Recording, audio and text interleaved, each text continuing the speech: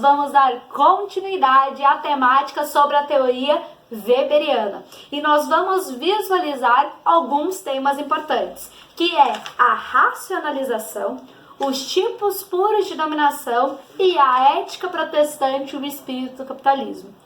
Todos esses temas, eles são fundamentais dentro da explanação de Max Weber. Primeiro, vamos analisar o que é a racionalização. Como a própria palavra diz, racionalizar vem de pensamento, ou seja, uma forma de visão de mundo estabelecida a partir de uma ótica ocidental e também uma perspectiva de uma civilização pautada numa busca organizada por resultados, numa tentativa de controlar as relações humanas e controlar a natureza. Essa forma de racionalizar do mundo moderno, baseada numa perspectiva de visão de mundo, ela não tem apenas os seus aspectos positivos, mas ela também tem um certo pessimismo. E nós vamos ver quais são eles. O primeiro é o desencantamento do mundo, ou seja, é uma consequência negativa dessa racionalização. O abandono drástico aos valores tradicionais, aos sentimentos, à espiritualidade, faz com que as pessoas não se preocupem mais com essa ideia do que é mágico, do que é encantado, ou seja, é aceito e estabelecido apenas as explicações racionais e científicas.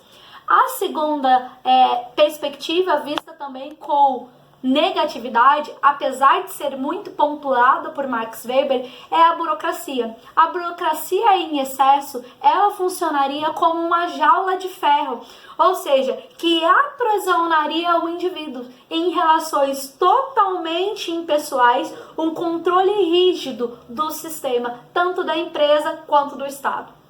Outra perspectiva é a fragmentação do conhecimento, ou seja, a especialização demarcando fronteiras de modo geral faz com que as pessoas elas conheçam pouco a respeito daquilo que é essencial à sua sobrevivência. O conhecimento ele vai ficando cada vez, como a própria palavra diz, fragmentado.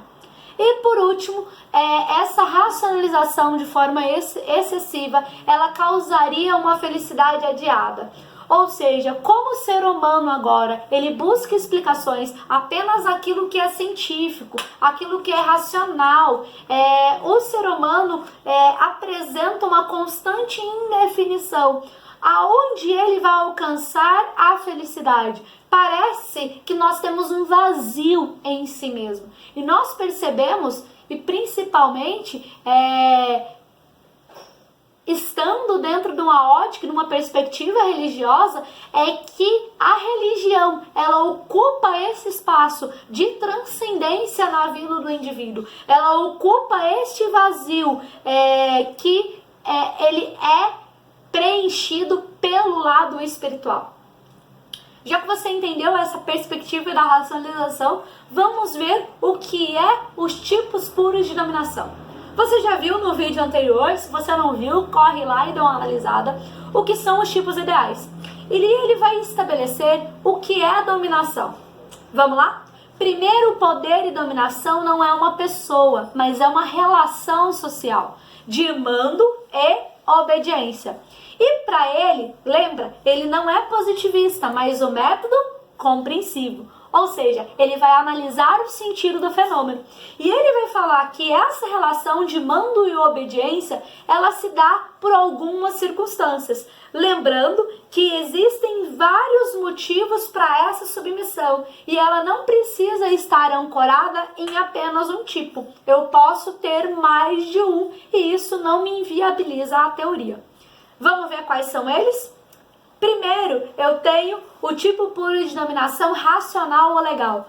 Que, meninos, não tem nada a ver legal com ser gente boa, mas legal tem a ver com leis, regras e normas. Ou seja, um tipo de dominação baseado nas regras, nas normas. E o modo mais peculiar de administração seria a própria burocracia, um poder regulamentado. Um exemplo disso, o presidente da República, ele tem o seu poder pré-estabelecido por meio das leis, das regras e dos estatutos, mas o poder dele não está acima da Constituição. Outro ponto importante, nós temos o tipo puro de dominação tradicional. Você vai ver que os nomes, eles já te dão uma dica muito boa. Dominação tradicional, ou seja, estabelecido pela tradição, pelos costumes vigentes. Um exemplo disso são as tribos indígenas, ou você pode ver na história também o patriarcalismo, ou no Oriente também o sultanismo, respeitar o membro de uma determinada família por um costume, por uma tradição, passado de geração para geração. E por último, mas não menos importante, eu tenho a dominação carismática. Ou seja, o poder ele se dá por meio de atribuições especiais da pessoa. Seria a figura de heroísmo ou até mesmo a figura de santidade. Eu tenho o exemplo de Getúlio Vargas ou também o exemplo de Napoleão Bonaparte. Eu preciso entender que essa impressão e essas características pessoais nem sempre elas estão na pessoa, mas são os súditos, ou seja, são os adeptos à figura da pessoa que lhe concede, lhe atribuem essas características. Vamos fazer um paralelo aí com a história? A nossa história, ela tem a ideia de colocar alguém como a figura de herói. Tem essa necessidade de colocar pessoas como herói para trazer uma figura, uma ideia de um patriotismo maior. A gente tem vários exemplos, como Tiradentes e várias outras figuras que foram colocadas, Dom Pedro I no Grito de Ipiranga, em obras artísticas com essa figura do heroísmo e também de uma pessoa carismática. Esse modelo de dominação, ele nunca é estável, mas ele muda de acordo com as circunstâncias e ele está muito presente em revoluções e revoltas.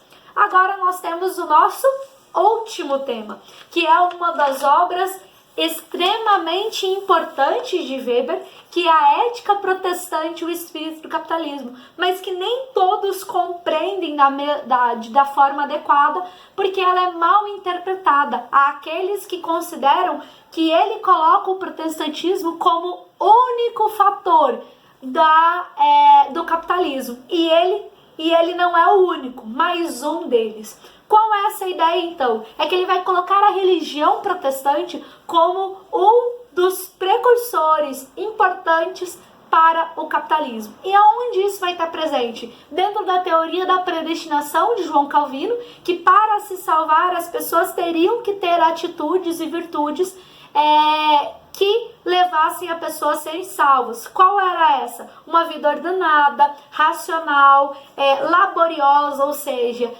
de trabalho, o não ócio, não a preguiça. E essas atitudes puritanas, elas contribuem para a ideia do lucro.